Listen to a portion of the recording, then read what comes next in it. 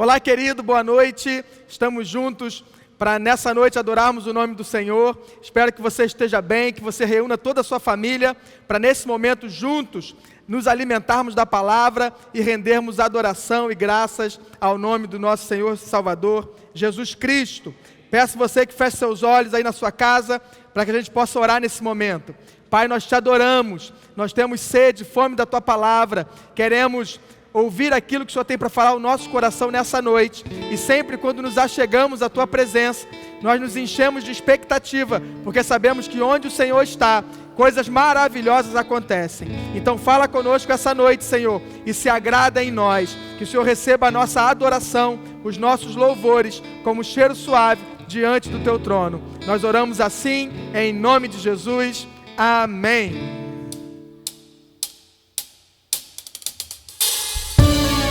Vamos adorar o nome do Senhor, amém? Se você pode bater palma, bata palma ao Senhor.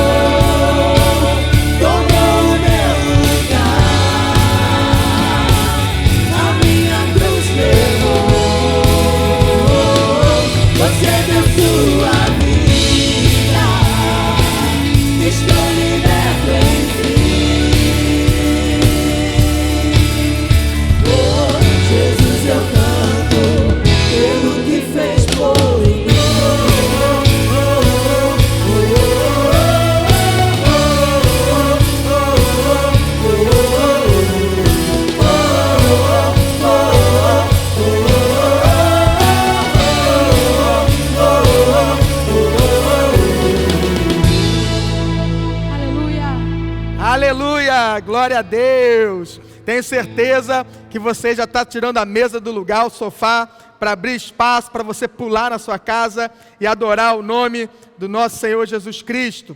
Nesse momento de dedicação de bens e de vida.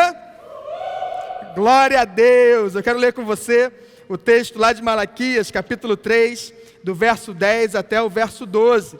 Lembrando que você pode dizimar e ofertar através da nossa conta do Banco Itaú. Você pode fazer uma transferência bancária, ou você pode colocar no envelope, se não tiver o da igreja, qualquer outro envelope, e trazer aqui na nossa secretaria, que funciona de segunda a sexta-feira, de 8 às 18 horas.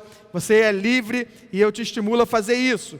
O texto diz assim, de Malaquias 3: Trazei todos os dízimos à casa do tesouro, para que haja mantimento na minha casa. E provai-me nisto, diz o Senhor dos Exércitos, se eu não vos abrir as janelas do céu, e não derramar sobre vós bênção sem medida. Por vossa causa repreenderei o devorador, para que não vos consuma o fruto da terra. A vossa vide no campo não será estéril, diz o Senhor dos Exércitos, e todas as nações vos chamarão felizes, porque vós sereis uma terra deleitosa, diz o Senhor dos Exércitos. Querido, que você seja fiel ao Senhor e generoso, como o nosso Pai também é generoso. Nesse momento tem aqui alguns pedidos de oração. Vamos orar pela avó da minha esposa Sabrina, a avó Maria, orar também pela avó do nosso irmão Gustavo, que está se recuperando em casa, Osana, orar pelo irmão do Igor, que está com sintomas de coronavírus, está internado, vamos orar pela saúde dele, orar também pela Maísa, pela saúde dela também. E alguns aniversariantes, os aniversariantes dessa semana: Silmar, Eleci, Genesi, Alana, Maria Raquel, Kátia e Suelen. Feche seus olhos, apresente também nesse momento o seu pedido ao Senhor. Pai, eu quero te agradecer por cada irmão que tem sido fiel, Senhor, nos dízimos e liberal nas ofertas. Que o Senhor possa fazer multiplicar a renda e o sustento de cada um deles, Senhor. Se temos pessoas que estão desempregadas, que o Senhor mesmo possa fazer portas de emprego se abrirem para essa pessoa. Pai, que todos os nossos irmãos tenham a alegria de ir ao mercado, de fazer suas compras e também de abençoar outras pessoas. Quero agradecer pela vida de cada aniversariante, que eles possam viver um tempo maravilhoso, Senhor, que eles sejam nesse novo ciclo muito felizes e que seja o melhor ano da vida deles. Eu peço então a tua bênção por cada um deles e oro por esses pedidos de oração, pela avó Maria, pela avó Osana, pelo irmão do Igor e pela Maísa, que o Senhor traga cura sobre eles, cura sobrenatural, tirando dores, Deus, tirando sintomas, para que eles possam, em nome de Jesus, o mais rápido possível, estarem aqui também, louvando e adorando o teu nome. Nós oramos assim em nome de Jesus, amém. Fique em pé no seu lugar, separe tudo da sala e vamos adorar o Senhor com muita alegria. Aleluia. Antes de cantar essa canção, o Senhor tem nos despertado para um novo tempo, onde encontramos a nossa paz, o nosso descanso somente nele. Onde existem circunstâncias nos rodeando, nos cercando a todo momento. E hoje o Senhor nos trouxe nesse lugar, deixando você na sua casa, no seu conforto, na sua proteção, você e sua família. Ele nos trouxe aqui para te dizer que o único lugar de paz e descanso vai ser no Senhor. Aleluia. Não adianta você procurar em pessoas, em médicos, em repórteres na televisão, em entrevistas, nada disso. Você vai encontrar o descanso que vem do Senhor. Amém. Nesse momento, feche seus olhos onde você estiver. Entre em contato com o Senhor. Chame a presença do Espírito Santo para a sua vida. Assim como um rio que corre do trono de Deus, esse rio vai fluir na sua vida. Oh Espírito Santo, nós somos tão pequenos, ó Pai. Queremos, Senhor, combater com as nossas forças. Nós não conseguimos, Senhor. Flua teu rio em mim, flua teu rio em nós. Flua, Senhor. Aleluia, que você encontre a presença dEle e que a presença dEle possa dar descanso à sua alma. Amém. Transforme essa canção coração diante do Senhor. Aleluia. Eu procurei em outro lugar, em outras pessoas, em tantas coisas. Eu procurei em outro lugar, em outras pessoas, em tantas coisas, mas descobri teu rio em mim e transbordei do teu amor. Sinto fluir teu rio de vida aqui. Sinto fluir teu rio de vida aqui.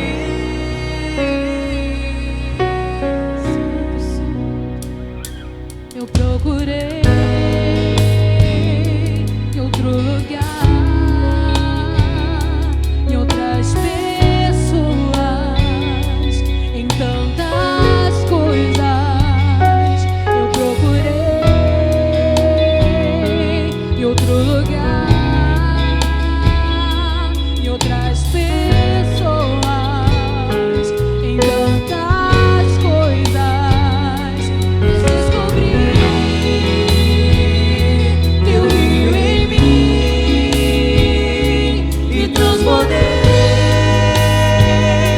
do teu amor.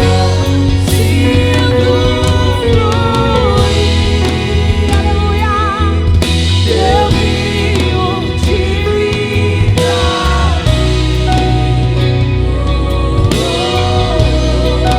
Sinto fluir teu rio de vida aqui.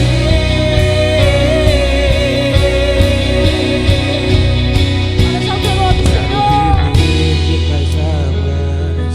Quero beber da tua fonte, Queremos beber, Senhor, da tua fonte. olhar no teu rio, Transborda-nos a Deus. olhar no teu rio. Eu quero beber de tuas águas, eu quero beber da tua fonte. Eu quero olhar no teu rio, eu quero olhar no teu rio. Pare com todo o teu coração. Eu quero beber de tuas águas, eu quero beber da tua fonte. Vou mergulhar no teu rio, vou mergulhar no teu rio. Eu quero beber de tuas águas, eu quero beber da tua fonte. Vou mergulhar no teu rio. Sinto teu rio de vida aqui. Sinto fluir teu rio de vida aqui.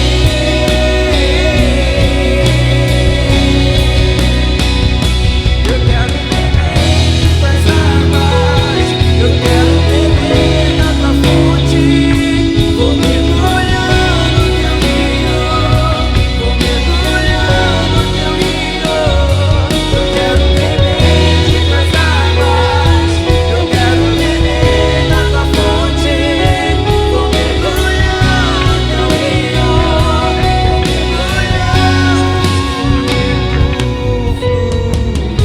Sinta fluir a presença do Espírito Santo na tua vida. Oh, Senhor, luz na vida, Senhor. Oh, aleluia, sentimos a tua presença. Pra onde iremos? Oh, aleluia. Se só tu tens as palavras, Senhor, de vida eterna. Aleluia. Espírito Santo, Espírito Santo.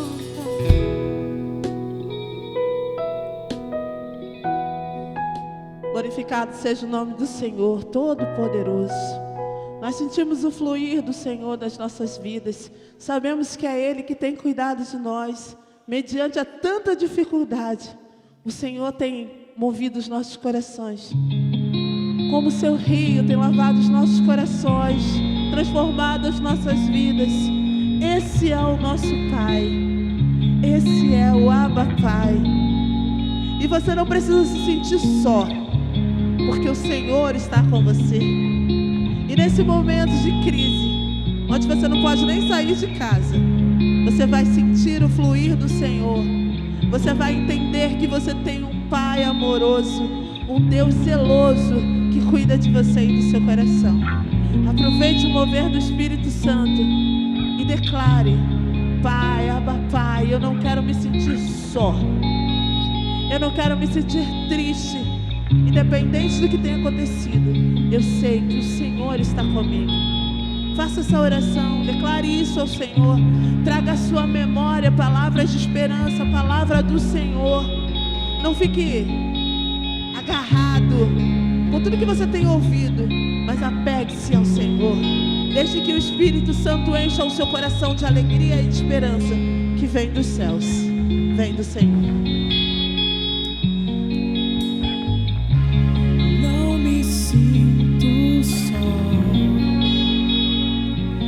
Tua graça achou em mim morada e me acolheu. Tudo mudou em mim, tudo mudou em mim. Vamos declarar: eu não me sinto só. Não me sinto só. Que a graça do Senhor te basta. Abra o seu coração para que Ele ache morada em você, para que Ele viva em você. E me acolheu. Ele quer mudar tudo em você. Tudo mudou em mim, tudo mudou em mim. Vamos declarar? Agora eu posso dizer tudo que sinto. Mesmo sem eu merecer, sou filho. Declare.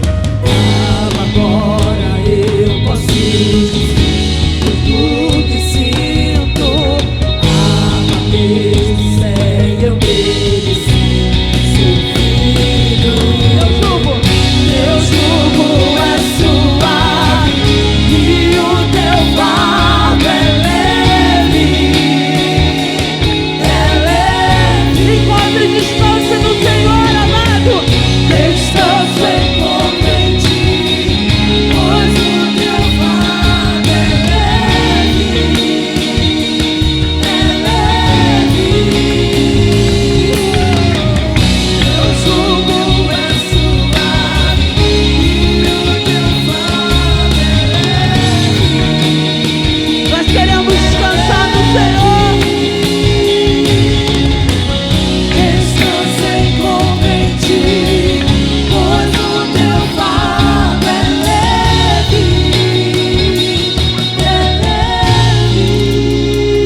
Seu coração e declare. Diga a Ele o que você está sentindo, suas dores, tristezas, preocupações. Declare ao Senhor: Senhor, é isso que eu estou sentindo nesse momento, mas eu sou o seu filho, filho amado, filho querido do Senhor. Então eu declaro, entrego ao Senhor todas as minhas dores, preocupações, frustrações, porque o Senhor é meu Pai. Declare. Posso dizer tudo que sinto. Ama mesmo sem eu merecer. Sou filho, sou filho, sou filho amado, sou filho querido, sou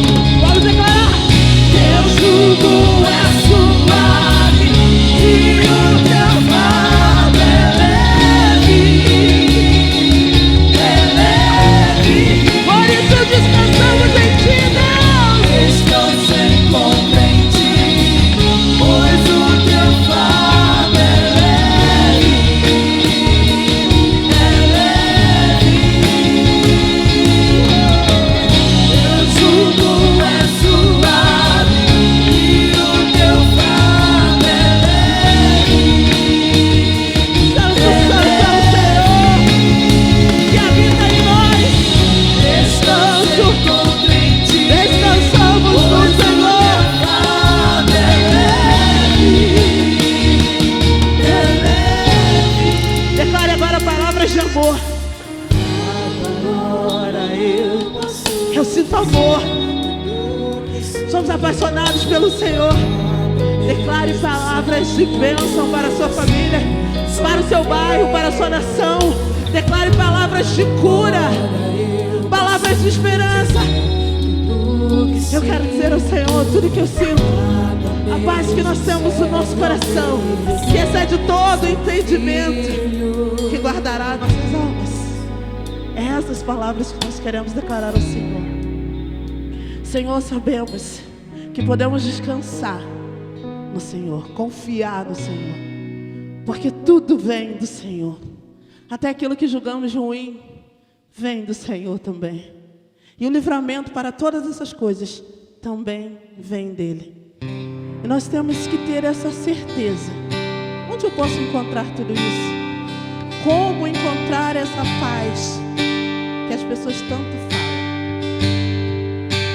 No Senhor. Esse é o lugar. No Senhor. Não é na medicina, não é nos médicos, mas esse lugar é no Senhor.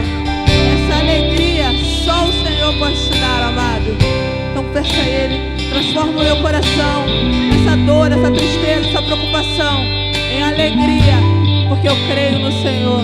E eu creio que esse lugar de paz e tranquilidade o Senhor já tem preparado para nós. Vamos adorar ao Senhor. Há um lugar de descanso em ti. Há um lugar de refrigério em ti.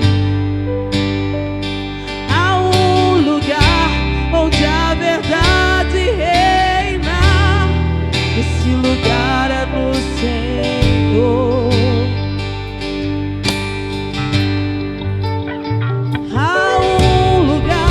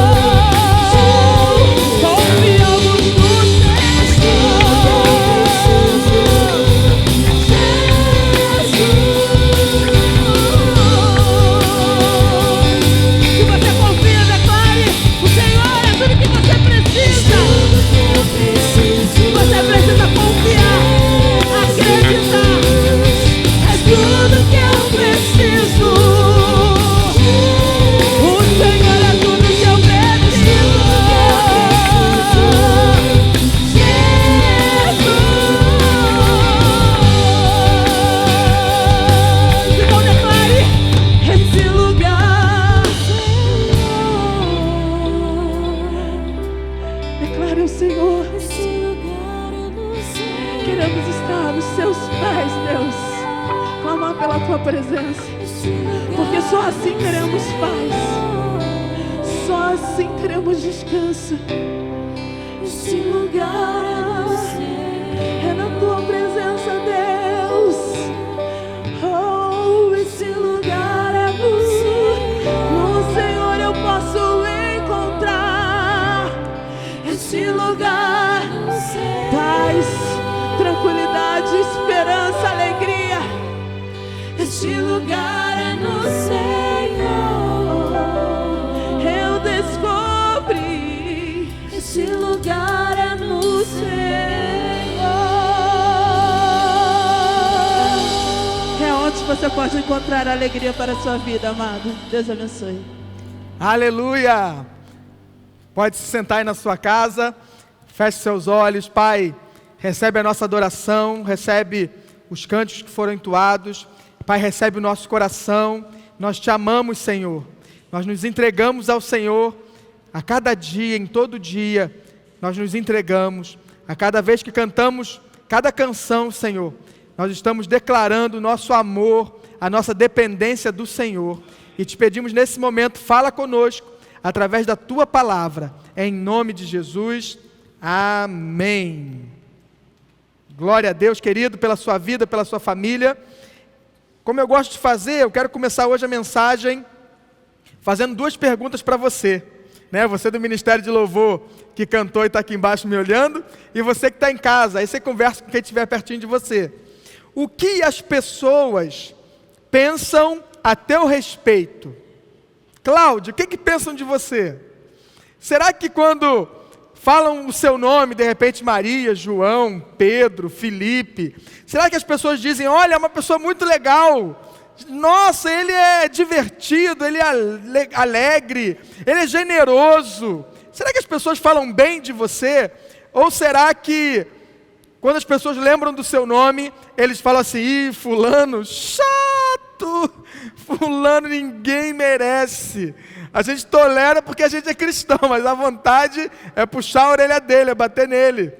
O que será que falam sobre você no seu trabalho, na sua família, na igreja? O que será que, quando as pessoas lembram de você, qual é o sentimento que vem à mente delas? Qual é uma palavra que viria à mente delas para te definir?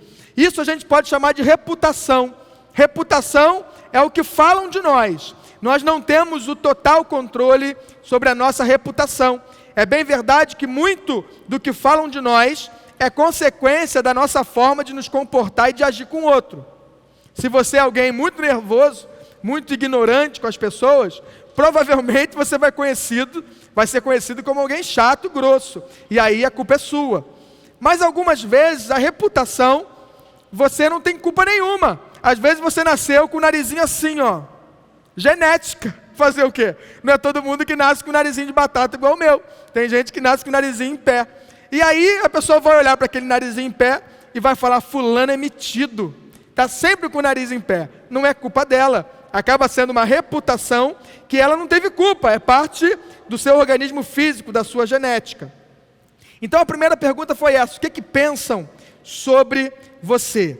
E a segunda pergunta é, como você se enxerga? Você, Gustavo, querido cameraman, como você se enxerga? Você que está em casa, como você se enxerga? Você se acha legal? Eu espero que sim, né? Porque se nem você se suporta, querido, psicólogo já, você precisa, né, de um psicólogo.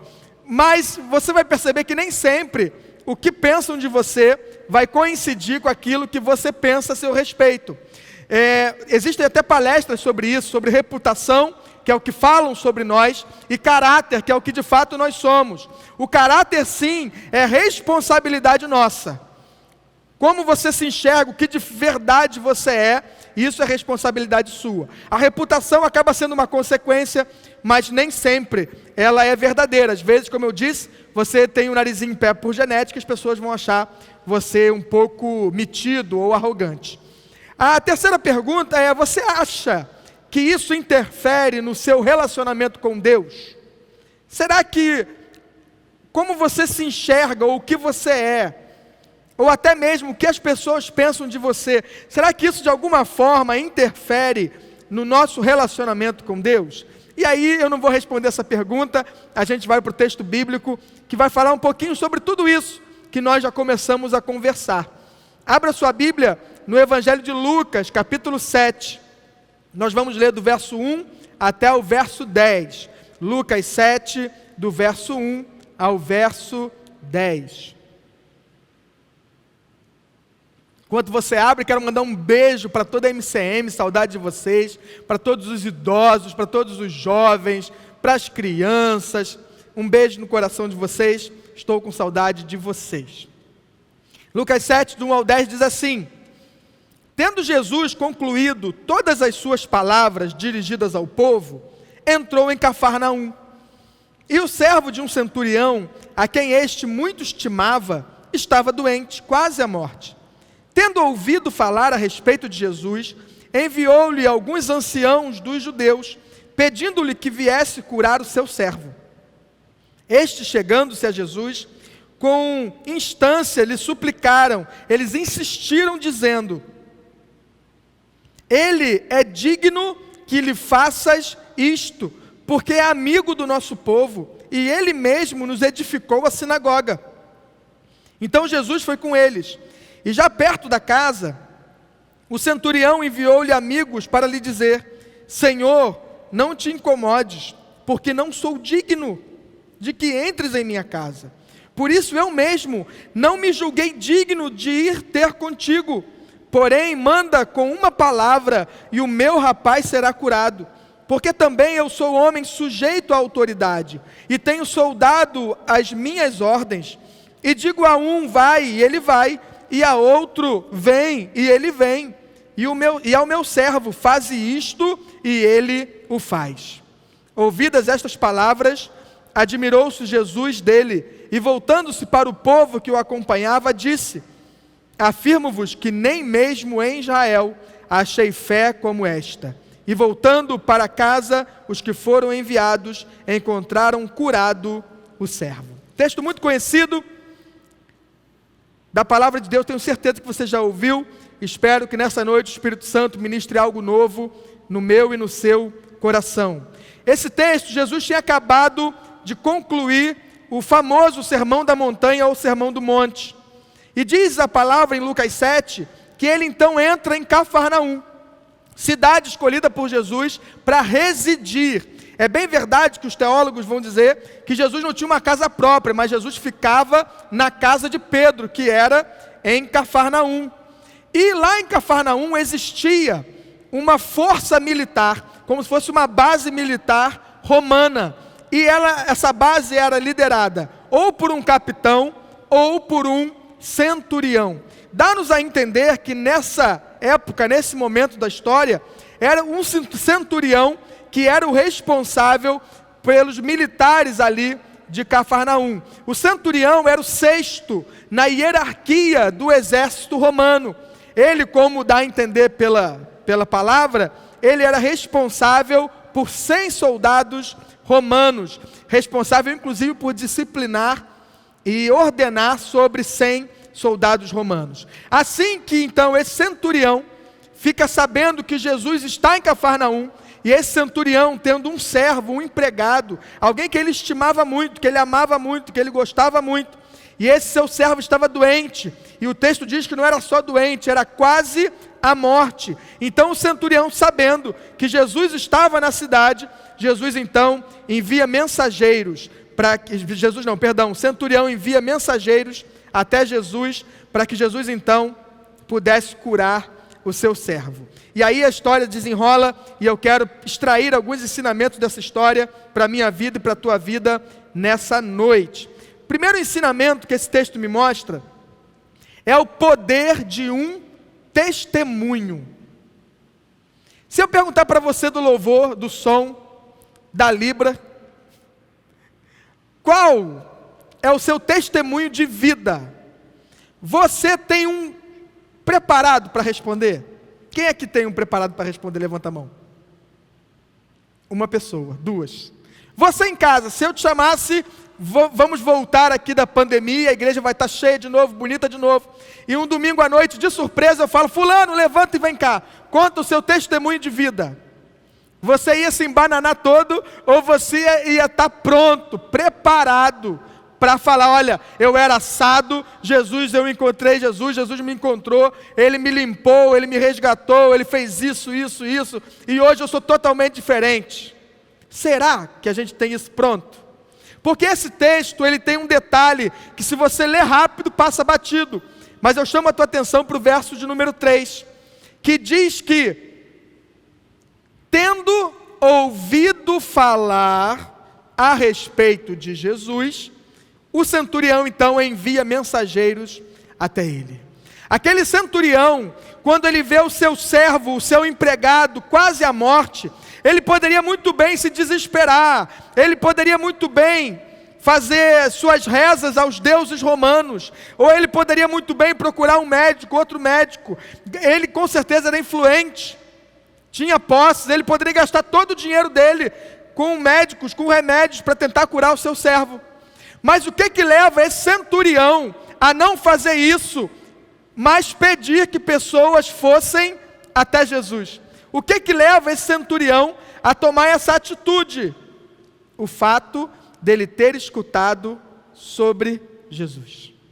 Alguém, e o texto não diz quem, ou de repente mais de uma pessoa, ou de repente talvez fosse o burburinho na cidade, sobre quem Jesus era e sobre o que Jesus fazia. Eu imagino a reputação que Jesus tinha naqueles dias, o que as pessoas não deviam falar sobre ele. Muitos deviam falar: olha, Jesus cura, Jesus multiplica pães, Jesus faz leprosos serem purificados, Jesus faz surdos voltarem a ouvir, cegos voltarem a enxergar. E esse testemunho, esse monte de testemunho, com certeza corria toda aquela região. E o fato do centurião conhecer, de ouvir falar quem era Jesus e o que Jesus fazia, motivou ele então a procurar ajuda em Jesus. A Bíblia vai nos ensinar que a fé vem por ouvir e ouvir a palavra de Deus. Mas eu quero te estimular também a ter o seu testemunho e contar o seu testemunho ao máximo de pessoas que você puder, porque o seu testemunho também vai encorajar pessoas a querer saber mais sobre Jesus. O seu testemunho vai encorajar pessoas, de repente, a orar, de repente a estar numa igreja, de repente seu testemunho vai encorajar alguém a entregar a sua vida também a Jesus. Eu te convido a imaginar o que seria, e aí você responde para mim, você que está aqui e você que está em casa. Então, atentos, igreja. O que seria da vida do servo do centurião, se o centurião não tivesse escutado sobre Jesus? Morreu. Se ninguém tivesse falado, se essa fala, esse testemunho não tivesse chegado ao ouvido do centurião, querido, aquele servo estaria morto. E o centurião em luto, porque ele amava muito seu servo.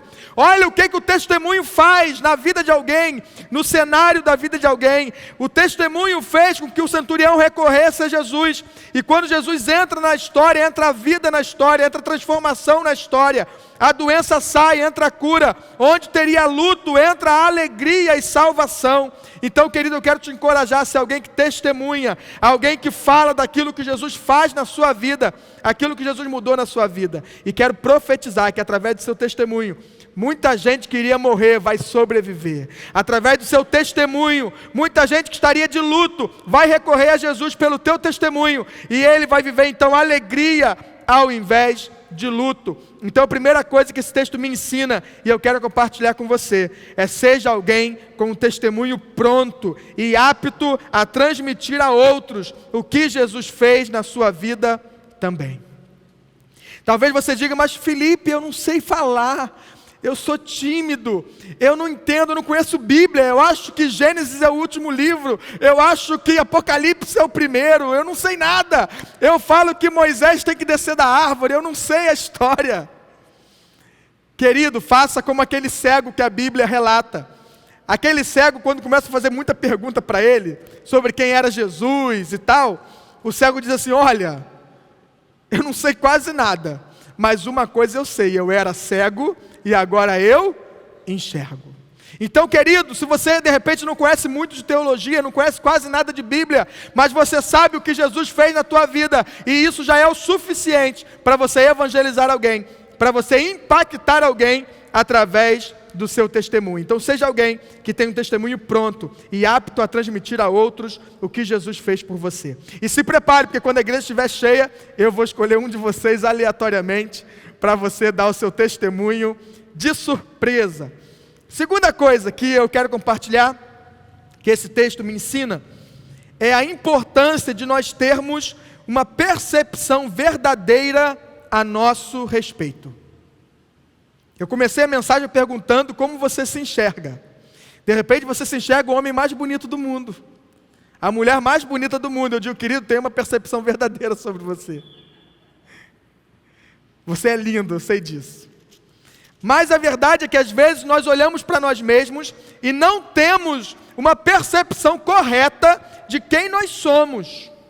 E o texto é interessante, porque quando os anciãos judeus vão até Jesus pedir ajuda para curar o servo do centurião, a ideia que dá é que Jesus não atendeu o chamado logo de primeira. Por que isso? Porque você percebe lendo que os anciãos tiveram que suplicar, tiveram que insistir para que Jesus então fosse até a casa do centurião. E eles, para querer dar uma forcinha para que Jesus fosse, eles dizem o seguinte para Jesus: Jesus, esse centurião que está pedindo, ele é amigo do povo. Estamos em época aí de eleição esse ano, né? Você vai ouvir muito falar isso. Fulano é amigo do povo. Foi o que falaram para Jesus. Esse centurião, ele é amigo do povo. Olha que legal que ele fez. A sinagoga que nós temos em Cafarnaum, foi ele que construiu. Jesus. E aí aqui eles pegam pesado. Verso 4. Leia comigo aí. Na sua casa, quem está aqui, leia comigo, verso 4. Olha o que eles dizem.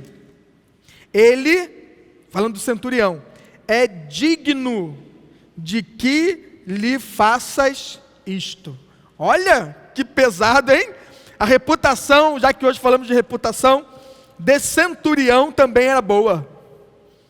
Eles dizem: olha, Jesus, ele é amigo do povo, a sinagoga que a gente cultua foi ele que construiu, ele é digno de que o Senhor vá lá. E aí, querido, nos tempos que nós vivemos, um tempo de meritocracia, isto é, valorizar aqueles que têm mais méritos ou mais resultados, aquele homem, o centurião, estaria bem na fita. Se fosse por meritocracia, ele estaria, nota 10. Só que o reino de Deus não é por meritocracia. O reino de Deus, se chegar a Jesus, aceitar Jesus, ter uma eternidade ao lado do Senhor, não é por meritocracia. Pelo contrário, a Bíblia nos ensina que não tem nada que a gente possa fazer, nada que nos aproxime de Deus. Não tem nada. Você pode ser alguém de repente que distribui cestas básicas aos montes. Ótima atitude, mas isso não faz de você alguém salvo, isso não faz de você alguém que tem Jesus no coração. De repente você recebe um salário, pega metade e doa para os pobres. Isso também é muito legal, mas isso também não te garante um lugar na eternidade. Não existe obra alguma que nós possamos fazer e chegar diante de Deus orgulhosamente e falar: Senhor, olha o que eu fiz, eu sou demais. Não tem obra nenhuma que a gente possa fazer. A Bíblia nos ensina, lá em Romanos 3, que todos nós pecamos e destituídos fomos da glória de Deus. Lá em Romanos 3 também vai dizer: não há nenhum justo, nenhum sequer. Então, querido, aquele centurião, por mais que o povo de repente gostasse muito dele, ele também não tinha méritos para que Jesus entrasse na vida dele. Não era por méritos, não foi por mérito na vida dele e nunca será por mérito, porque se fosse por mérito, queridos, nenhum de nós alcançaria a salvação em Jesus. Só que esse centurião, além de uma boa reputação, Ele também era um homem que tinha uma boa visão sobre ele mesmo. Você vai acompanhar no texto comigo que, embora as pessoas, os que o conheciam, falassem que ele era digno de que Jesus fosse até ele, até a casa dele, acompanha comigo o verso 6 e 7. Olha o que diz: então, depois que os caras insistiram muito, os anciãos, Jesus foi com eles. Já perto da casa, o centurião agora envia amigos para dizer a Jesus: Senhor, não te incomodes, porque não sou digno de que entres em minha casa. Por mais que todos falassem, ele é digno, ele olhava para si mesmo e reconhecia: Senhor, eu não sou digno que o Senhor venha à minha casa. No verso 7, olha o que ele diz: por isso eu mesmo não me julguei digno, de novo, de ir ter contigo. No mesmo texto, verso um atrás do outro, ele diz duas vezes: Senhor Jesus, eu não sou digno nem de falar contigo, por isso que não fui eu que fui até você, eu pedi aos anciãos que fossem. E segundo, se eu não sou digno de falar contigo, eu também não sou digno que você entre na minha casa, por isso eu estou pedindo, não vem. Olha que visão correta sobre ele mesmo.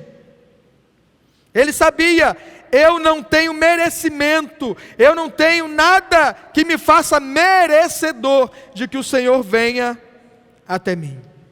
Querido, não é por merecimento, é por misericórdia, é por graça, é favor imerecido. Jesus nos visita, Jesus nos cura, Jesus nos salva, não é pelo que nós fazemos, é por graça, é por misericórdia, é por bondade dele para conosco, que merecíamos apenas castigo. Sempre será por misericórdia, por graça, por bondade de Jesus e não por méritos nossos. Porque a Bíblia ensina que aqueles que se exaltam serão humilhados, e aqueles que se humilham serão exaltados. Abra comigo sua Bíblia aí na sua casa, em Lucas capítulo 18. Você que está aqui também, em Lucas 18, vamos ler do verso 9 ao 14, uma parábola que Jesus conta, que poderia muito bem retratar essa situação. 18, do 9 ao 14.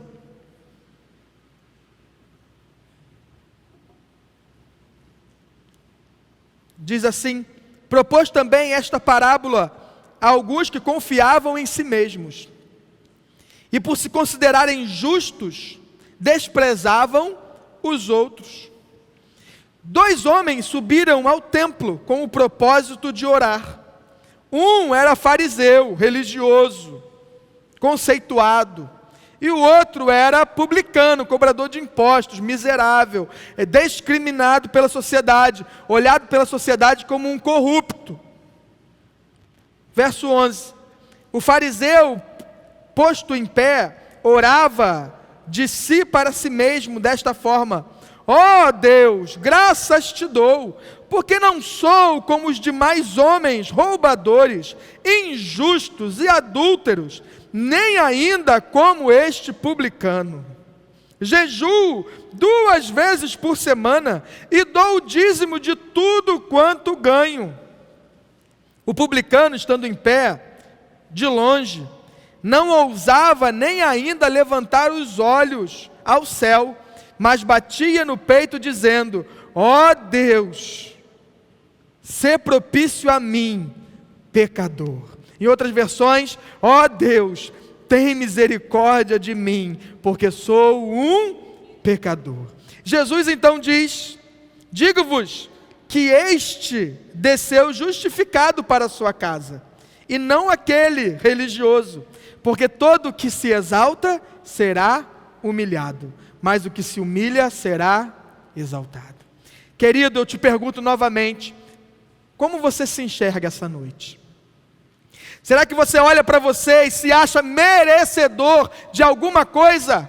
Será que você olha para a sua vida e se acha merecedor das bênçãos que você recebeu? Será que você se acha merecedor da salvação que você recebeu? Será que você se acha merecedor de ter Jesus na sua vida? Querido, você nem eu somos merecedores disso. É por graça, é por misericórdia, é por favor imerecido, porque nós também éramos injustos, pecadores, sem solução humana, mas graças a Deus, pelo sacrifício de Jesus Cristo naquela cruz, que por esse sacrifício, todo aquele que nele crê, recebe a salvação. Então, querido, tenha uma visão correta sobre você. Eu e você e quem está aqui, a gente precisa olhar para nós mesmos e nos enxergar pela ótica da cruz e entender que se nós temos uma eternidade com Cristo no futuro, é porque é misericórdia. Se nós temos bênçãos na nossa vida, é por misericórdia. Se hoje eu sou um cristão, é por misericórdia. Não é porque eu sou bonzinho, não é porque eu faço X ou porque eu faço Y. Não! As boas obras na nossa vida são consequência daquilo que Jesus fez em nós. E não causa daquilo que Jesus fez em nós. Então esse centurião, ele além de ter uma boa reputação, ele sabia muito bem quem ele era. Por mais que as pessoas falassem, olha, ele é demais, ele é amigo do povo, ele construiu a sinagoga. Ele sabia, eu não sou digno. Eu não sou digno. Eu posso ter feito muita coisa para outras pessoas. Isso pode até fazer com que a minha reputação para com outros seja boa. Mas diante de Deus, eu sempre sou indigno. Sempre sou indigno. De repente, querido, você que está me ouvindo, recebe muito elogio. De repente você é pastor como eu, ou músico, e recebe muito elogio. Nossa, você é demais, você pregou demais, você cantou demais, você faz demais, você ajuda os pobres demais. Querido, isso não te leva a lugar nenhum. É por misericórdia e graça. Misericórdia e graça. A gente não pode se iludir e se enganar pelo que falam sobre nós. Até podemos ter uma boa reputação para com outros, mas diante de Deus é sempre misericórdia. Em último lugar, o que esse texto me ensina e eu quero compartilhar com você. Jesus tem todo o poder e deseja que tenhamos uma fé assim também. Eu acho lindo desse texto que o homem fala isso para Jesus: olha, eu sei o que é autoridade. Eu sou um centurião, eu mando sobre 100 homens. E quando eu falo para um deles, vai, ele vai. Quando eu falo para um deles, vem, ele vem. Ou quando eu falo, faz isso, ele faz. É como se ele dissesse: Jesus, eu conheço a autoridade. E eu reconheço em você, Jesus, a autoridade. Eu sei que você, Jesus, tem poder. Tem todo poder. Então o Senhor não precisa vir aqui. Se o Senhor der uma ordem, eu sei que ele vai ficar curado. Se o Senhor der uma ordem, eu sei. Querido, esse texto nos ensina que Jesus é todo poderoso, que Ele cura de perto, que Ele cura de longe, que Ele tem poder para fazer o que Ele quiser. Esse é o propósito do Evangelho, apresentar a nós, a pessoa de Jesus Cristo, o seu poder, o que Ele faz, que Ele é Salvador. Esse texto que nós lemos em Lucas 7, ele também está relatado lá em Mateus capítulo 8, que, como eu já disse, se não me engano, domingo passado, Mateus entre 8 e 10, o autor do Evangelho, ele quer apresentar todos os milagres que Jesus havia feito. O propósito do Evangelho é apresentar às pessoas quem é Jesus. E nesse texto que nós lemos, nesse episódio que nós acabamos de conhecer, Jesus é apresentado como aquele que tem toda a autoridade e que para curar alguém, para transformar a situação de alguém, ele não precisava necessariamente estar perto da pessoa, mas mesmo à distância, com uma palavra, com uma ordem, aquela pessoa que era alvo da sua oração ficava curado. É isso que esse texto ensina. Mas além do poder de Jesus Cristo, esse texto fala de uma fé. Jesus, ele olha para quem está ao redor dele. Eu imagino muitos que tinham vindo com ele do Sermão da Montanha. E lá no verso 9, diz assim: Jesus se admirou do que ouviu. E olhando para o povo que o acompanhava, ele disse: afirmo-vos que nem mesmo em Israel eu achei fé como esta. Afirmo-vos que nem mesmo em Israel eu achei fé como esta. No mesmo episódio, só que em outro relato, lá de Mateus capítulo 8, tem ainda uma outra frase que Jesus teria dito, que é: muitos virão do Oriente e do Ocidente, e se sentarão à mesa com Abraão, Isaque e Jacó, enquanto muitos filhos do reino serão lançados fora, onde haverá choro e ranger de dentes. O que Jesus estava dizendo, querido? Jesus estava dizendo para aqueles judeus da época que muitos gentios, como aquele centurião, creriam em Jesus, entrariam para o reino de Deus, teriam lugar à mesa, seriam filhos e passariam uma eternidade com Deus. Enquanto muitos judeus, israelitas, de quem eram as promessas, de quem eram os profetas, de quem era a escritura do Antigo Testamento, enquanto muitos desses que deveriam crer, não criam, e por não crer, seriam lançados fora. Sabe o que isso me ensina hoje? Que a fé cristã não é igual a um quartel. No quartel a gente diz que a antiguidade é posto. No reino de Deus não. Querido, de repente você nasceu na igreja, de repente você era filho de crente, neto de crente, bisneto de crente, mas se você não crê, você será lançado fora. Você pode estar na igreja todo dia, ser beato, mas se você não crê, você não vai ver o agir de Deus na sua vida. E aí sabe o que vai acontecer? Você vai ver aquele que estava lá na rua, de repente bebendo, usando droga, aí ele crê em Jesus, e aí a vida dele muda 100%, e a vida dele começa a aparecer milagre de Deus, agir de Deus, transformação de Deus, e aí vai ter gente que vai ficar com cara de bocó, e vai falar assim, não entendo, estou na igreja há tanto tempo, e Deus não faz isso na minha vida, fulano aceitou ontem, e olha só, o que Jesus já fez? Porque a igreja não é quartel, não é por tempo, não é por ordem de chegada, é porque quem crê, quem exerce a fé, quem de fato acredita, esses têm um lugar à mesa, esses são de Jesus, esses são do reino, e esses experimentam o poder de Deus, o poder de Jesus Cristo. Querido, não é por estar, é por ser. Estar na igreja, ter parentes da igreja, não diz nada. É necessário crer, é necessário uma decisão pessoal, é necessário você ouvir a palavra e acreditar que isso é verdade, que isso vai se cumprir na sua vida, porque se você acreditar, querido, Jesus vai agir, Jesus vai transformar todas as circunstâncias. Pela fé desse homem que provavelmente nem viu Jesus, porque ele disse, não vem na minha casa não, eu não sou digno de ir até o encontro, também não quero que você venha aqui porque eu não sou digno, de longe mesmo, o Senhor dá uma ordem e ele vai ficar curado. Pela fé desse homem, olha o que acontece, verso 10, e todos os mensageiros quando voltam para casa, encontram curado o servo. Pela fé, Jesus fez milagres, pela fé, Jesus impactou todos aqueles que estavam ao redor nesse episódio que nós lemos, tanto que ele entrou no cânon bíblico, e hoje, mais de 2000 anos depois, nós estamos falando sobre ele. Nesse momento, enquanto o Ministério de Louvor se prepara para cantar uma canção, eu quero convidar você, querido, para orar, que você fique em pé aí na sua casa, você que está aqui também fique em pé, por favor. Eu tenho alguns convites para fazer.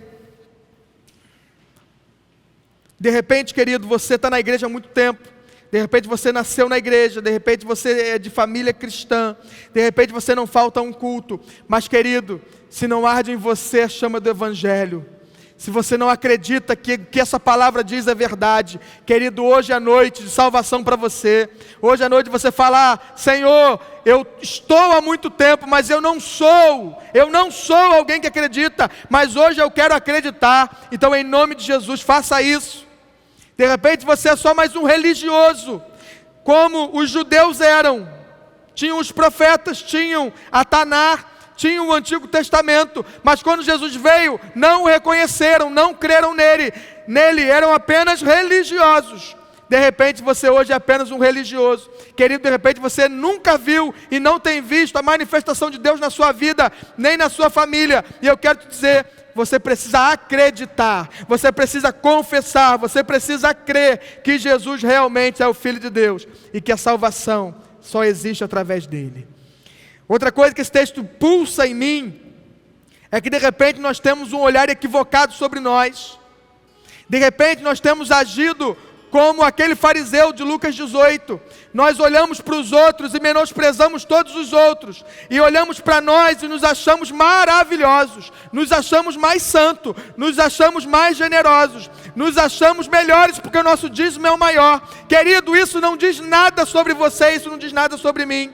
O texto, a parábola que Jesus fala, aquele que era publicano e que clamava misericórdia, esse voltou para casa justificado. Agora aquele que se exaltava, esse será humilhado. Então que você nessa noite tenha uma lente trocada e que você possa se enxergar pelo olhar da misericórdia, pelo olhar da graça. Entender que se Jesus está na sua vida, se você recebeu bênção, se a sua família foi transformada, não é porque você mereceu, não é porque eu mereci, mas é porque Jesus é bom demais, é misericordioso demais e nos alcançou pela sua graça e pela misericórdia. E em último lugar, querido, eu quero convidar você a ter um testemunho preparado.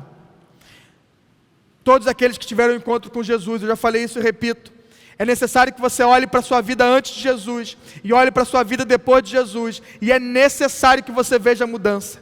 Porque se a sua vida depois de Jesus é exatamente igual à sua vida antes de Jesus, tem alguma coisa errada. Então analise a sua história, analise a sua vida e tenha um testemunho pronto para falar a todos aqueles que te perguntarem qual é a razão da sua fé. Você vai dizer.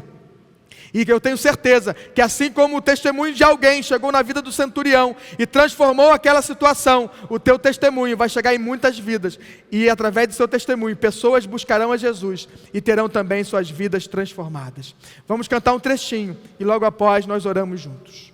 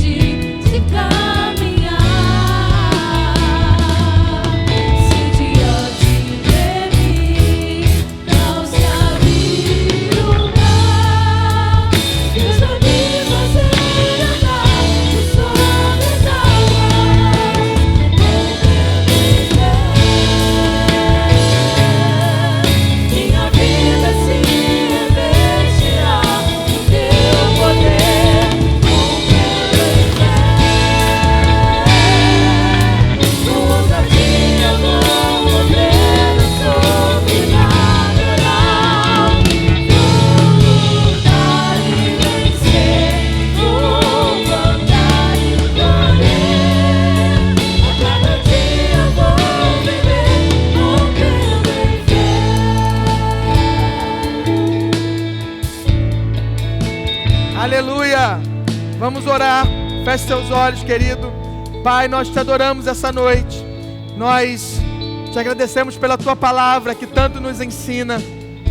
Pai, nos ajuda a olhar para a nossa história de vida, olhar para a nossa história antes do Senhor entrar na nossa vida e agora depois do Senhor já ter entrado. Nos ajuda a perceber a grande diferença que o Senhor fez, a grande mudança que o Senhor fez. Nos ajuda a perceber a vida que o Senhor trouxe onde não tinha vida. Nos ajuda a perceber as bênçãos que o Senhor já colocou sobre nós, sobre nossa família.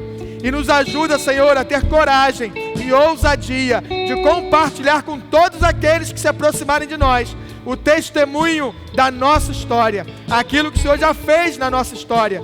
Pai, eu creio que quando fizermos isso, o nosso testemunho vai estimular muita gente a procurar saber quem é o Senhor. O nosso testemunho vai estimular muita gente a procurar ler a palavra. O nosso testemunho vai edificar a fé de muita gente. Assim como o testemunho quem nós não sabemos, mudou toda a circunstância na vida do servo do centurião e do centurião, que o testemunho das nossas vidas também mude muitas circunstâncias através do teu poder. Pai, nós também queremos pedir por aqueles que têm uma visão equivocada sobre si mesmos, pessoas que são orgulhosas, pessoas que se acham autossuficientes, pessoas que se acham merecedores da salvação ou de qualquer outra coisa. Pai, nos ajuda a trocar a lente. Tira, Senhor, a cegueira dos nossos olhos e nos ajuda a enxergar que há por misericórdia e há por graça, que todos pecaram, que não há nenhum justo, nenhum sequer, como diz a tua palavra, e nós fomos alcançados pelo Senhor, porque o Senhor sim é bom, o Senhor sim é maravilhoso, e o Senhor pagou pelo preço dos nossos pecados naquela cruz. Então que cada um de nós, cada um que se achegue ao Senhor, possa enxergar na realidade, como aquele centurião enxergou, que nós não somos dignos, que nós não somos merecedores, mas é pela tua graça e pela tua misericórdia. Pai, em último lugar, Senhor, eu quero orar por aqueles que de repente estão muito tempo na tua casa, por aqueles que são muitas das vezes filhos e netos de outros cristãos, que cresceram correndo pelos corredores da igreja, Senhor, mas que de repente nunca creram no Senhor de fato, que de repente nunca experimentaram o Senhor de verdade. Pai, pessoas que de repente estão nos ambientes de celebração, mas estão frios, Senhor, como gelo, estão como pedras, com coração de pedra. Pai, em nome de Jesus, traz fogo sobre os nossos corações, traz experiências reais nas nossas vidas, que cada um que entrar por essas portas possa de verdade crer, acreditar, Senhor. Nós não queremos ser como os judeus daquela época, que conheciam o Antigo Testamento, que conheceram, que ouviram falar dos profetas, mas que quando o Senhor estava presente não te reconheceram. Pai, nós não queremos ser assim. Nós queremos te enxergar com os nossos olhos, ouvir com os nossos ouvidos, experimentar o Senhor na nossa vida. Nós queremos sentir o nosso coração arder pela tua presença. Pai, nós queremos de fato crer e experimentar o teu agir todos os dias na nossa vida e na nossa família. Pai, então nesse momento toca em corações de pessoas que precisam, Senhor, experimentar o Senhor de verdade. Que seja hoje noite de salvação. Se alguém que está ouvindo esse vídeo, Senhor, e ainda não orou entregando sua vida a Ti, e querem fazer isso essa noite, Pai, em nome de Jesus, que eles tenham o pecado deles perdoados pelo Senhor, que eles recebam o Espírito Santo como selo na vida deles, o selo para o dia da redenção, e que eles tenham o nome deles escrito também no livro da vida. Pai, abençoa todos aqueles que estão ouvindo. Nós oramos em nome de Jesus. Amém.